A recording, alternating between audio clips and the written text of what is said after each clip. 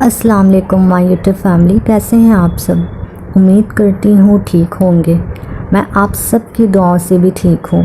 तो चलिए आज की स्टोरी शुरू करते हैं। जब मैंने घूंघट की आड़ से देखा कि मेरा दूल्हा कौन है तो मैं देखती रह गई कि मेरे माँ बाप ने मेरे साथ ये क्या कर दिया। कभी कभी लड़की होना एक बोझ बन जाता है माँ बाप के लिए। जब घर के अंदर गरीबी हो उस टाइम पर लड़की एक बोझ ही तो लगती है माँ बाप को। बस ये सोचते हैं कि किसी तरह से इससे हम पीछा छुड़वा लें और किसी के साथ हम इसे बांध दें ताकि हमारा फ़र्ज़ तो पूरा हो जाए, बाकी आगे उसकी किस्मत के हवाले हम छोड़ दिया जाता है और हम भी किस्मत के हवाले चले जाते हैं उस घर में जहाँ हमारी कोई इज़्ज़त नहीं होती। जिस घर में ज़्यादा लड़कियाँ होती हैं उस घर की कोई इज़्ज़त नहीं करता, कोई कदम नहीं रखता, यहाँ तक कि उसके माँ बाप को भी कोई इज़्ज़त की नज़र से नहीं देखता। यही सोचता है कि बेटियों के माँ बाप हैं, क्या इज़्ज़त देनी, लेकिन ये नहीं पता कल को यही बेटियाँ काम आएंगी। कुछ इसी तरीके से ये कहानी है मेरी। गरीब घर में पैदा हुई थी। वैसे भी गांव का माहौल था कि 13 साल की उम्र में लड़कियों की शादियां हो जाया करती हैं। मैं तो फिर भी 15 साल की हो चुकी थी। एक दिन हमारे गांव के अंदर एक बारात आई। उसमें जैसे कि लड़के सब आया करते हैं इसी तरीके से सब आए और हम भी गए हुए थे। बारातियों को देख देख के मैं भी बहुत हंस रही थी। किसी का मजाक उड़ा रही थी तो किसी को अच्छा कह रही थी तो किसी को बुरा। ये उम्र ही होती है इस तरीके से। वहाँ एक मोटा सा आदमी बैठा था और उसका पेट काफ़ी बड़ा था और ऐसा लग रहा था जैसे 4-5 बच्चों का बाप हो। मेरी हंसी रुक ही नहीं रही थी क्योंकि उसका पेट इस तरीके से निकला हुआ था जैसे शर्ट का बटन अभी बाहर निकल आएगा। लड़कियों के अंदर अक्सर आदत होती है ना हंसी मजाक करने की, तो मैं भी ऐसी हंसी मजाक कर रही थी। कहीं ना कहीं उसने मेरी बात को सुन लिया और फिर उसने उस बात को दिल पर ले लिया। शादी तो गुजर गई, मुझे नहीं पता था कि मेरी किस्मत में आगे क्या होने वाला है। कुछ ही दिनों के बाद मेरा एक रिश्ता आया। गरीबी की हालत में जब रिश्ते आते हैं ना तो माँ बाप शुक्राना अदा करते हैं। मेरे माँ बाप ने भी शुक्राना अदा किया। ये नहीं देखा कि उनके घर के क्या हालात हैं क्या नहीं। रिश्ता आते ही मेरे माँ बाप खुश हो गए और उन्होंने मेरी बात पक्की कर दी और उसी वक्त उन्होंने मुझे अंगूठी पहना दी। कुछ रस्में अदा कर दी और हाथों हाथ तारीख भी तय कर दी कि इस महीने हम इस तारीख को आएंगे और शादी कर देंगे। मेरे माँ बाप तो खुश हो गए, लेकिन साथ में मेरे माँ बाप ने ये भी कहा कि हमारे पास देने को दहेज नहीं है तो हम सिर्फ लड़की ही दे सकते हैं। हमारे घर के इतने हालात अच्छे नहीं हैं। उसकी माँ बोली कि हमें सिर्फ लड़की चाहिए।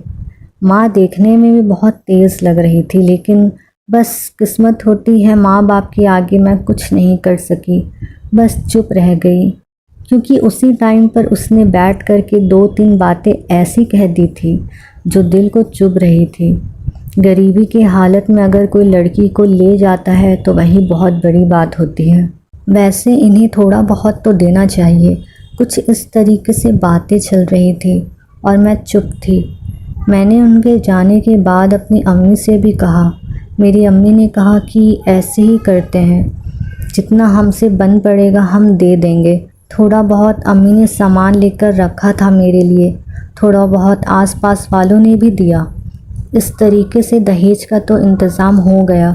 लेकिन बारात से 2 दिन पहले लड़के वाले आए और उन्होंने कहा कि हम बारात लेकर आएंगे, सिर्फ हमें खाना चाहिए और वो भी अच्छा वाला। मेरे माँ बाप के हालात बहुत अच्छे नहीं थे। मेरे माँ बाप ने ये कहा कि कम बाराती लाओगे तो अच्छा खाना खिलाएंगे, ज़्यादा बाराती लाओगे तो मुझे सोचना पड़ेगा। मैं इतने सारों का नहीं कर सकता क्योंकि मेरे माली हालात आप लोग देख रहे हो। उस टाइम तो वो ये कहकर चले गए कि हम बाराती कम लाएंगे। उसी हिसाब से मेरे माँ बाप ने इंतज़ाम कर दिए। कम में भी उन्होंने 500 बाराती बताए थे हमसे और इसका इंतज़ाम मेरे माँ बाप ने अच्छे से अच्छा किया। 2 बहनों की हमारी शादी थी एक साथ, दोनों ही बारात को संभालना था। पहली बहन की जब मेरी बारात आई तो वो हिसाब से लेकर आए, क्योंकि वो इज़्ज़तदार थे। जिस टाइम पर मेरी बारात आई उस टाइम पर सब लोग देखते ही रह गए। पहले एक बस आई, सब ने सोचा चलो कम बाराती हैं, अच्छा कर देंगे। फिर दूसरी आई, फिर तीसरी आई, फिर बाइक आने लगी, फिर गाड़ियाँ आने लगी। ऐसे करते करते 1000 आदमी आए। जब मेरे बाबा ने कहा कि तुमने इतने सारे बाराती क्यों लेकर आए हो, तो वो कहने लगे बाराती एक ही बार आते हैं, बार बार थोड़ी ना आते हैं। वैसे भी तुम तो कोई दहेज तो दोगे नहीं, तो इनका खाना पीना ही कर दो, हमारी भी इज्जत रह जाएगी, तुम्हारी भी नाक रह जाएगी। मेरे बाबा बहुत परेशान हो गए और जैसे तैसे उन्होंने जल्दी जल्दी में इंतज़ामात किए, लेकिन इतना इंतज़ाम नहीं हो सका। 500 में से 600 इंतज़ाम हो सकता था, लेकिन 1000 आदमी नहीं रुक सकते। बस मेरी ज़िंदगी वहीं से बर्बाद होना शुरू हुई। जैसे तैसे विदाई हुई। विदा होकर के हम घर गए। जैसे ही मैं घर जाकर उतरी, सबसे पहले मैंने ये बात सुनी, हमारी तो बहुत बेइज्जती हो गई, बारातियों को खाना कम पड़ गया। खाना वाकई में कम पड़ गया था, क्योंकि इतने सारों का कैसे इंतज़ाम करते। गांव के अंदर इतनी जल्दी इंतज़ाम नहीं होता, शहरों में तो हो भी जाता है। दूसरी बार उसकी माँ ने कहा मुझसे आकर के कि तेरे माँ बाप को पता नहीं था, और सिर के ऊपर एक हाथ मारती है ज़ोर से। मैं भी चुप हो गई। रात हुई। रात में मेरे शौहर ने मुझे बहुत बातें सुनाई। मुंह दिखाई तो क्या होती, मैं कुछ समझ नहीं पा रही थी कि ये कैसा माहौल है, क्या है इनके घर का माहौल। इतना गंदा था कि बात बात पर गालियां देते। अगले दिन वलीमा था। उस दिन भी मेरे साथ यही हुआ। वलीमा के बाद लड़कियां अपनी माँ के घर जाती हैं। उन्होंने साफ मना कर दिया, बेटी ब्याह दी है, अब ये यहीं रहेगी। कल तुमने हमारी बेइज्जती की थी, आज हम करेंगे। मेरे घर वालों को खाने को नहीं पूछा। पूरा दिन मेरे घर वाले ऐसे ही बैठे रहे। जब आने का टाइम हुआ तब खाना दिया उन्होंने, वो भी दुनिया भर की बातें सुना करके। मैं तब भी खामोश रही और इसी तरीके से जुल्मों का शिकार होती रही। और जुल्म शुरू हो गए थे, वहीं से मेरी ज़िंदगी बर्बाद हो गई। मैं दिखने में खूबसूरत थी, अच्छी थी, बस एक घर से गरीब थी। उसके बाद वो मुझ पर ऐब लगाने लगे। मेरे देवर से अगर मैं बात करती थी तो मुझे गलत निगाह से देखने लगे। देवर भी फ़ायदा उठाना चाहते थे, क्योंकि मैं गरीब घर से थी। उन्होंने भी यही सोच लिया था गरीब घर की है, इसकी आवाज़ को हम बंद कर देंगे। लेकिन मैं उनमें से नहीं थी, मैं इज़्ज़त की भूखी थी। मैंने शुरू से अपने माँ बाप की इज़्ज़त को अपने आंचल में दबा के रखा था और गांठ बांधी थी। जिससे शादी हुई है उसी से निबाह करूँगी, चाहे गरीब हूँ तो क्या हुआ, इज़्ज़त सबकी होती है। इसी तरीके से कुछ दिनों के बाद मुझे अल्लाह का हुक्म हुआ और एक प्यारी सी बेटी हुई। उसकी माँ का जुल्म हद से ज़्यादा बढ़ता चला जा रहा था, यहाँ तक कि वो मारा भी करती थी। ससुर भी मारते थे और देवर भी मारते थे। अगर उनकी बात पूरी ना करो तो वो मारते थे, हाथ उठाते थे। लेकिन मेरे शौहर कभी कुछ नहीं कहते थे। कहते थे इनका भी हक है, तुम आई इसलिए हो ताकि तुम इन सब को खुश कर सको। जब मेरी इज्जत की बात आई, मैंने उनसे हमेशा यही कहा कि मैं तुम्हारे निकाह में हूँ, मैं किसी और को गलत नज़र से नहीं देख सकती और ना ही देखूंगी। इसी तरीके से जब मेरी बेटी हो गई, उन्होंने 1.25 महीने पर मुझे भेजा अपने मायके। और फिर इसके बाद उन्होंने कहा कि जब तक हम ना बुलाएं तब तक तुम नहीं आना। मेरे माँ बाप भी बहुत परेशान थे। 4-5 महीने इंतज़ार करने के बाद मेरे पापा आके मुझे खुद छोड़कर चले गए और कहा बेटा तुम निभाया करो, प्यार से रहो, क्या पता ये लोग सुधर जाएं। उनके घर का माहौल बहुत ज़्यादा बेकार था। भले ही घर में खाने को ना हो, लेकिन बाहर इज्जत बहुत थी। उधार ला कर के खाना बनाना, उधार ला कर खाना, वो इनका रोज़ का नियम था। इन चीज़ों के मैं ख़िलाफ़ थी। मैं मना किया करती थी तो उस बात पर मैं पिटा करती थी। फिर उसके बाद मेरी बेटी 2 साल की हो गई। उनके जुल्म का शिकार मैं हमेशा होती रही।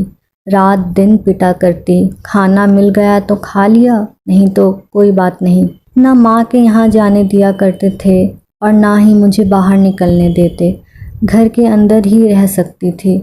जब वो मारा करते थे मेरी आवाज़ें बाहर जाया करती, चीख की आवाज़ें जब निकलती आस पड़ोस के लोग आते और उन्हें समझा के चले जाते। एक दो दिन फिर सही चलता, फिर उसके बाद यही हो जाता।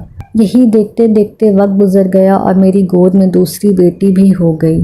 दूसरी बेटी होने के बाद उन्होंने मेरी ज़िंदगी को हराम कर दिया और कहा कि इससे पीछा छुड़ाओ वरना ये लड़कियों का ढेर लगा देगी, जैसे इसकी माँ ने लगा रखा है। कभी गैस खुला छोड़ देते और मैं बचते बचते जिस तरीके से भी वक्त गुजार रही थी। लेकिन अब मैंने सोच लिया था कि मैं अपने साथ इतना जुल्म नहीं होने दूंगी। मैं परेशान हो गई हूँ, किस तरीके से इनके जाल से बाहर निकलूँ।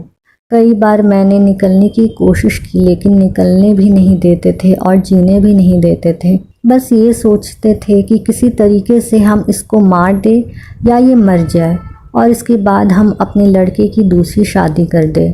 उनकी माँ बार बार यही कहा करती कि मैं अपने बेटी की दूसरी शादी करूँगी, ये तो लड़की पैदा करती रहेगी। उस रात मेरे शौहर ने मुझे बहुत मारा, यहाँ तक कि मेरे होंठ फाड़ दिए, नाक से खून निकल गया, बाल नोच लिए, कपड़े मेरे फट गए। जब मैंने देखा कि इनकी हद ज़्यादा होती चली गई है और एक दिन ये इसी तरीके से मुझे मार देंगे तो मेरी बच्चियों का क्या होगा।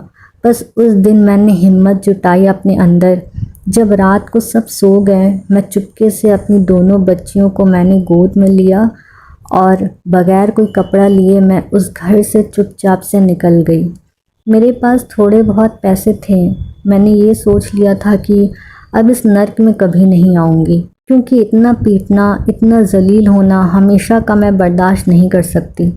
आखिरकार मैं भी एक इंसान हूँ, 2 बच्चियाँ हैं मेरे साथ। कल को अगर इन्होंने मुझे मार दिया तो मेरी बच्चियों को कौन देखेगा। मेरे हाथ में कोई हुनर नहीं है। मेरी बहन दिल्ली में रहती थी। मैंने अपनी बहन को कॉल किया और कॉल करके कहा कि बहन मैं यहाँ पर फ़ला जगह पे हूँ, मुझे आ कर के तुम यहाँ से ले जाओ किसी भी तरीके से। मेरा बहनोई आया और मुझे अपने घर ले गया। मेरी बहन ने मुझे अपने घर में रखा, फिर पुलिस कंप्लेंट की। उससे पहले उन्होंने पुलिस कंप्लेंट कर दी और ये लिख दिया कि मैं बहुत सारा जेवर और बहुत सारा पैसा लेकर यहाँ से फ़रार हुई हूँ। लेकिन आस पड़ोस वालों को अल्लाह का करम था कि उन्होंने गवाही दी कि इनके घर में तो खुद कर्ज़े वाले आते रहते हैं और उसको बहुत परेशान करके रखा हुआ था बहू को, इसलिए वो यहाँ से चली गई। कुछ लोगों ने मुझे वहाँ पर फ़ोन किया। जब पता चला कि मैं सही हूँ तो उन्होंने मुझे फ़ोन किया, लेकिन मैंने जब ये सोच लिया था कि इसके साथ ज़िंदगी नहीं गुजारनी, तब उसने वहाँ से मेरे ऊपर दबाव डाला और ये कहा कि ये बच्ची मेरी नहीं है। मैंने कहा कि ठीक है, तुम्हारी बच्ची नहीं है, ये मेरे बच्चे हैं, मैं अपने बच्चों को जैसे भी करके पाल लूँगी, पर तुमसे कभी नहीं कहूँगी, तुम मुझे खुलासा दे दो। उसने ये कहा कि मैं तुझे कभी ज़िंदगी में खुलासा नहीं दूँगा। आपको यकीन नहीं आएगा, आज तक मैं मुकदमा लड़ रही हूँ पर आज तक मुझे खुलासा नहीं मिला। ना मेरे बच्चों का उसने मुझे हक दिया, ना हिसाब दिया आज तक। मैं दिल्ली के अंदर नौकरी कर रही हूँ और अपने दोनों बच्चों को पाल रही हूँ, पर उस कैद से तो ठीक हूँ।